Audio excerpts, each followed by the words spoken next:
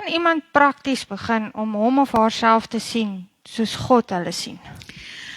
Ons het dit nou al 'n paar keer deurgedraf, nie? Ja, ons het, ja. Ons het nou verstaan, dit begin hier. Yes. En al hoe dit hier kan verander.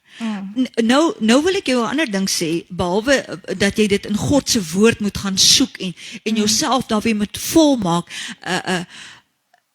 is Christus is 'n openbaring. Dis nie, ek weet van ateïste wat die Bybel deurgelees het. Net om my kennis te kan opdoen en om te kyk wat positief hulle daaruit kan trek.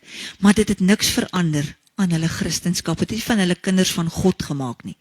So die woord van die Here sê, niemand kom na die Vader as God hom nie trek nie. En as hy nie deur Jesus Christus gaan nie. Yes. So daai openbaring word ook in jou siege 'n realiteit. Daar was, ek hoop ek vertel dit nou reg, daar was 'n man in Rusland wat tot bekering gekom het sonder dat hy 'n Bybel gehad het. En hy het briewe vir sy familie in 'n kommunistiese land waar hulle niks van Christus mag gehad het nie. Hy het briewe vir sy familie gestuur. En hierdie is wow.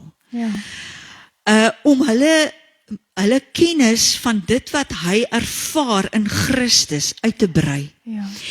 En toe hulle daai briewe vat en hulle vergelyk dit met die Bybel, toe is dit parallel. Want God openbaar homself. Hy openbaar homself, maar hy het vir ons hulpmiddels gegee. Hy het vir ons 'n Bybel gegee.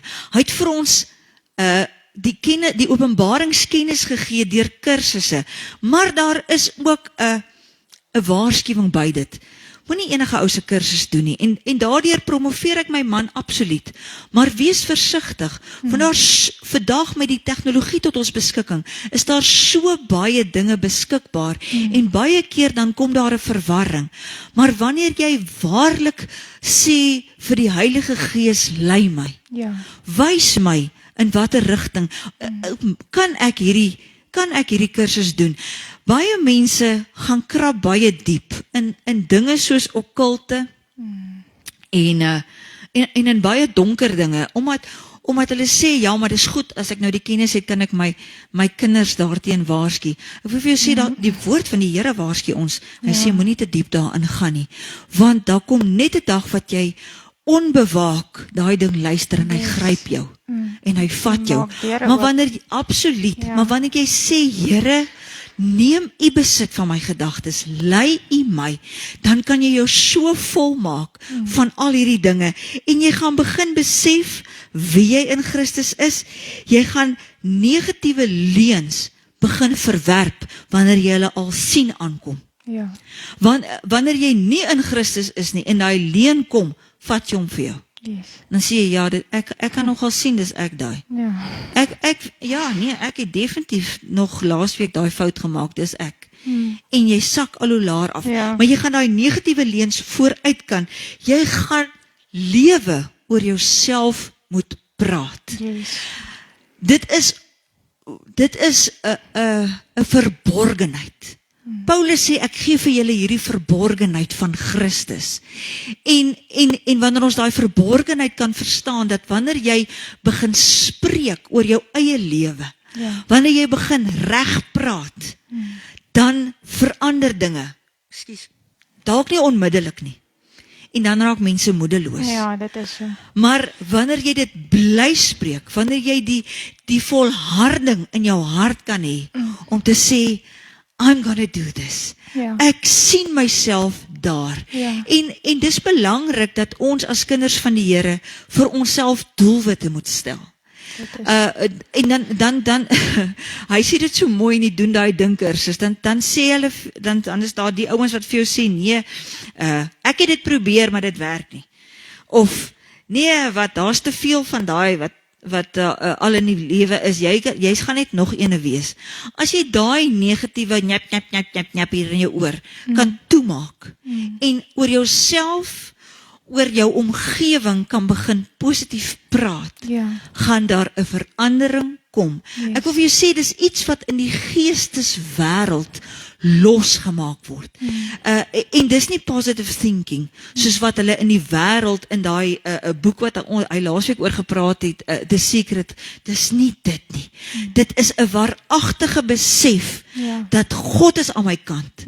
Ek is in Christus en hy is in my. En wat ek spreek het krag. Die mag van dood en lewe lê in die mag van die tong.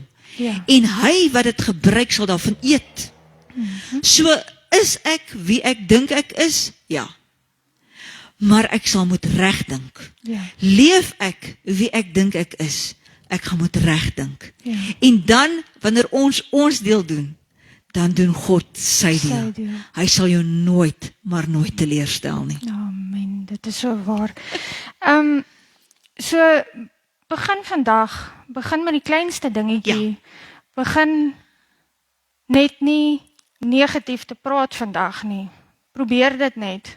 Probeer dit vir so 'n paar dae en gaan van daar af. Absoluut. En vat jou positiwiteit en jou autoriteit Ja. terug wat in Jesus is. En jy gaan sien hoe dinge vir jou gaan verander. En dis, iemand het eendag gesê, hoe begin 'n mens? Baie maklik, deur te begin. Ja. Eerste stap. Doen daai eerste stap. Daai eerste stap en baie keer dan ek vat vir myself ook, dan dink jy vandag, môre gaan ek positief wees, ek gaan reg opstaan, ek gaan reg voel en ek gaan reg en jy staan op en jy kyk vir jouself in die spieël en jy sê, "Wow, wat 'n mooi mens is jy. Vandag sal niks negatief jou pad langs kom nie." En dan stap jy daar uit en then life happens. Dis asof jy wanneer jy daai besluit geneem het, asof die duiwel in al sy volheid kan kom. Yes. En gaan jy struikel en val? Natuurlik, jy's 'n mens. Maar as jy net vir jouself kan sê, reset.